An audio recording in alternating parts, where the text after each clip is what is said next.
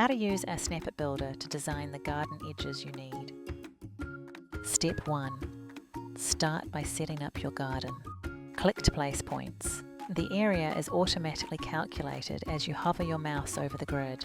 If you need to edit the shape, double-click to enter Edit mode. This allows you to delete points or change your shape. Once you have created the boundary of your garden and are ready to start laying in the Snap It pieces, select Next Steps. Step 2. Add your Snap It pieces into your garden.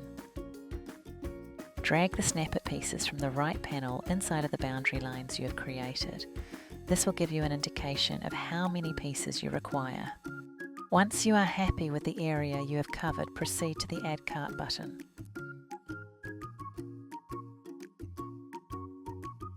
A summary of your checkout will appear for review with a link to enter your payment details. Follow the fields and enter your details at checkout. Now it's time to sit excitedly for your Snap It to arrive.